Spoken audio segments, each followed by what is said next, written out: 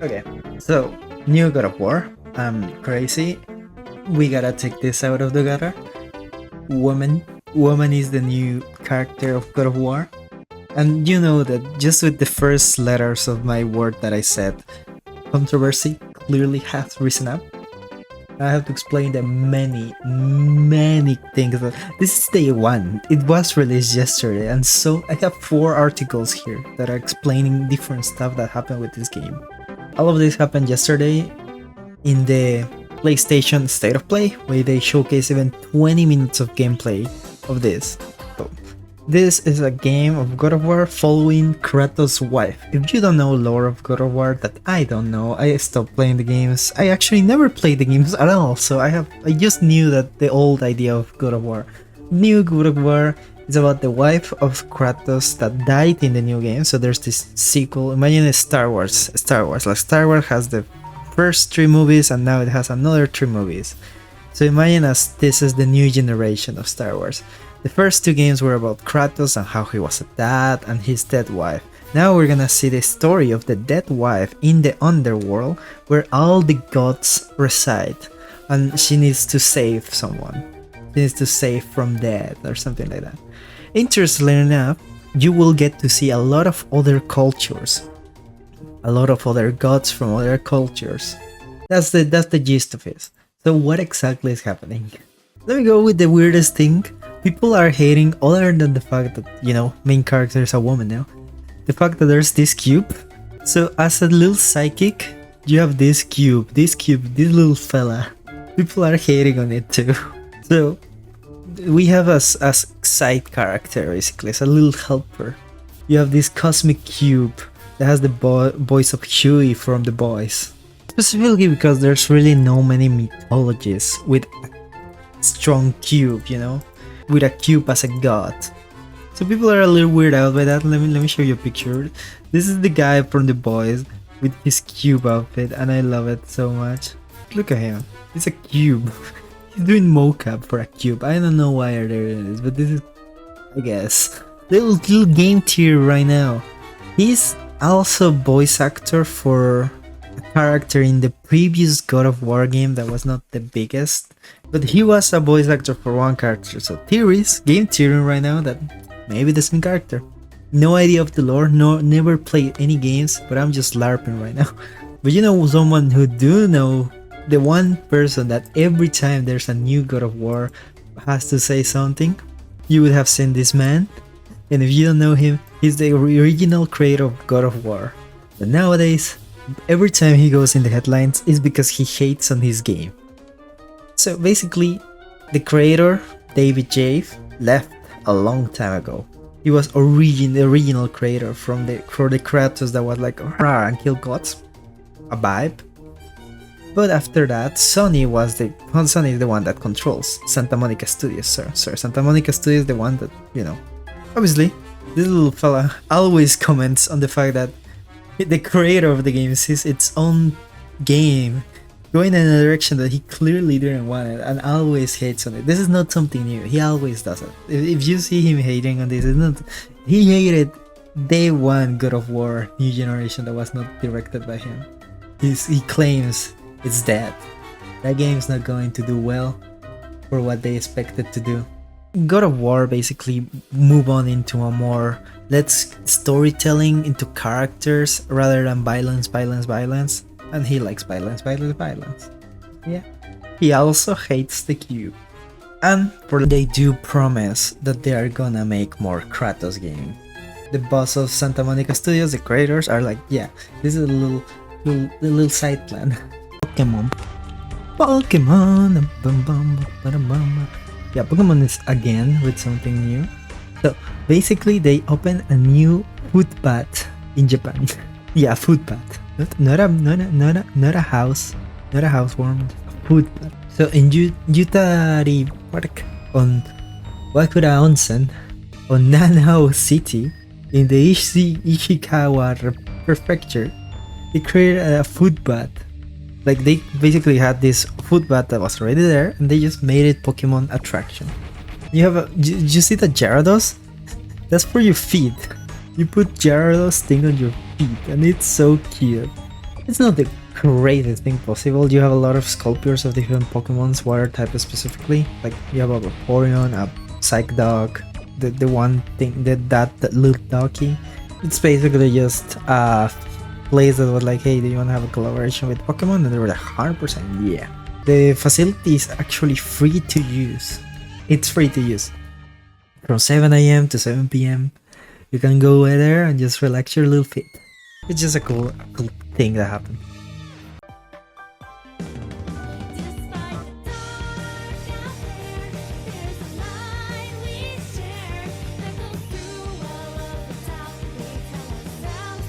I don't know.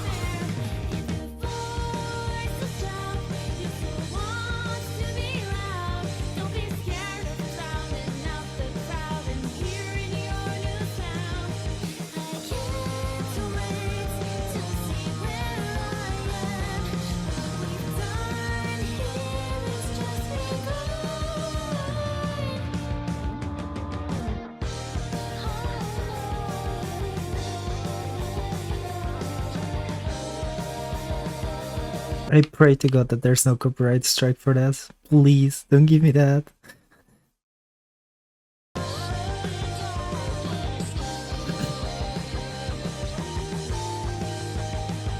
So this is a video game. I don't know. There's demo sign-ups, and I think the game is kind of already out, if I'm not wrong. I think. Don't take it on me. I saw it on Steam, and I was like, oh my god, this looks so beautiful. Reminds me a lot of the game where there's two girls fight, but with a 2.5 art style that looks so cool. I don't know. Cool game, cool imagery. You should play it. Cool character design too. This is such a beautiful story. So, this 81-year-old game developer finally releases the sequel to his beloved game. They're 37 years, a little bit late for a I don't think this is for the PS5, sadly. This is the return of Blacktooth, Head Over Heels Adventure. This is for the Atari ST and the Commodore 64, so this is old. So this developer started working on his sequel 30 years before, but he was convinced he had to abandon the work because it didn't. And after a few, he was convinced by his boss to return. This is what his boss said. The boss said, like, you need to finish it. Big demand for retro games now. And the guy is 81, by the way. So first thing, he had to figure out who owns the IP. I have no idea what Blacktooth is, and if you're a Blacktooth fan, I'm happy to meet you. It's just such a cute concept. Like this 81-year-old game developer from, like, he was just chilling, and then the boss like, hey, you should come back to finish that old sequel that you never finished because retro games are the thing now. Of course, it's just a passion project for him, and he loves it. Now they just need to get the rights to sell, and they can make it. A sequel of a fun old game that no one asked, but everyone's happy with. So if you're not a gamer like me, you will not know that you can sometimes pre-download games 1 day or 2 days in advance of release so that you can play it instantly. So this person on the Reddit asked, what prevents hackers to get the game if you already download the game? Let me explain what exactly happens. First, this is mostly for consoles. This doesn't have for PC games, for what I know. Anyways, everything's encrypted. So basically the things that you download are the stuff that you don't really use, and everything is encrypted. And the last thing that you download when the game is out, it's a simple smart patch. It's like having, like, you buy a whole house, you cannot enter yet because you don't have the key, and the last thing that you get is the key. Basically, but take on account this. Even if you do manage to data mine, you can learn, like with the house allegory, you can know what is in the house. You can, like, any cinematics that are pre-rendered, you can see them if you were to be the master hacker. But you cannot play the game because you don't have the key. Other times, games are online based, so that kind of ruins it. I'm gonna tell you the story, the myth, the legend of Boogie Knife 99. That has become part of social media's best, worst villain of Forza, the newer game. So basically, Boogie Knife 99 is an AI driver.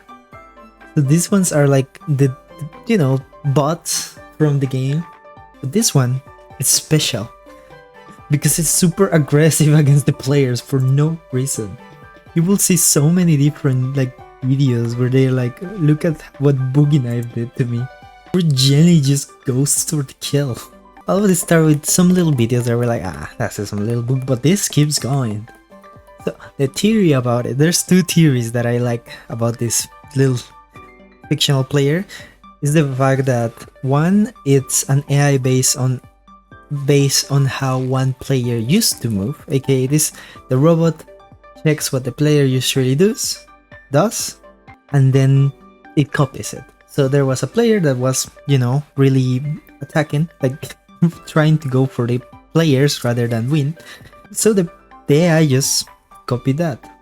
Then there's the second theory that, it's just it's an actual developer that's just controlling this robot that looks like an AI. Like in the game, that's categorized like an AI, but it could just be. I just like the concept that they just train this AI to be incredibly aggressive, because it's just so funny. Because I don't know anything about Forza, guys. I just know the fact that there's this one bot that's going against people. I just like when you have characterization in games with no characterization. It's like, this guy had a personality. But yeah, it's so big. The world once recognized is gone, though life prevails, birthing something new in its place. Me. The twisted earth. Filled with life new and old, some evolving from what remains of the past. Through intelligence and magic alike, great forces emerge. The fires of evil burn bright, lighting the path for the inevitable destruction of all that is known. But with evil comes a golden light, the hero's sword of chaos. A tool forged from power incomprehensible to the average being. They turn those deemed worthy through their relentless willpower to do good. The one born and destined to be a true hero. Not me. This is only the beginning of their story. Welcome to the world of WAC. Help us fund the creation of an animated mini-series about this strange world. This project consists of 8 animated shorts, each one focusing on something different. Whether that be strange creatures, weird places, or even strange creatures in weird places, you're in for an awesome ride. The goal of these shorts is to bring awareness to the animated series Billy and Skippy. Breakfast time! Which of course takes place in the same universe, and is an even crazier ride. Yeah, sadly, funding unsuccessful. I'm so sorry. I didn't want to get you hyped for this, but this looks so cool, like the concept and everything. Scalpers, the evilest of evil, the worst thing of the worst. So, if you don't know what a scalper is, they buy products that they don't even like and they just resell them expensively. So they're really known for Pokemon. They sell Pokemon cards by double the price, triple the price, because people sometimes buy it. So what these people are doing, like Target is doing, is putting boxes open so that the value of the thing is less if you try to sell it. This is exactly to avoid scalpers. This is so noble. This genuinely seems so noble. Because stores don't really lose anything when they get scalpers. What scalpers want is a fresh product that they can sell for the highest price. But if the product is a little damaged, it's not an issue. A lot of people on there, like that are collectors, are like, this doesn't bother me because I just need the box without the labels or the seal. I'm not gonna have the seal. But the seal is important if you're reselling because it takes away the value. I don't know. I just think it's really cool for Target to do this because, they will sell more if they get scalpers, but they know the fact that people sometimes get their, just cool thing that happens on the online world. Anything else? That was it for today, fellas. Okay, now, so what I was actually secretly doing, let me show you. This is my secret plan. This is what I've been doing this whole time. So this is the last gaming video. So now we have all the different categories. If you didn't notice, you could have not noticed. 100% understand. By the way, we don't have 106 videos. I don't know why it says that we have 106 videos. It makes no sense. But basically, if you see, we have Tech Saturday, Influence on Saturday, Gaming Friday. I know that it was supposed to be Fridays, but this is at this point is like we have different categories of games. We have nature, we have what the fuck, like that's like what the fuck stuff that makes me say like what the fuck. We have stupid. Stupid is basically for stupid people. We have Gaming Friday, Influencer Saturday, Tech Saturday, Tech Thursday. Basically a bunch of stuff. Like I don't know. I think it's cool. So now with this video, in the last of the 10, we have 1, 2, 3, 4, 5, 6. 6. We have 6x6. That means that we have 60 episodes complete. This is the 60th episode, and I'm so happy. I don't know, 60 episodes on total. This has been a journey. I don't know if I'm gonna be able to upload as much as before, because you know life happens. But let's pray that I keep, you know, I love making these videos. I love them. I love them so much. I think I should start asking people to subscribe. But you know what, I don't care at this point. Just enjoy the video, and then hey, we will keep trying.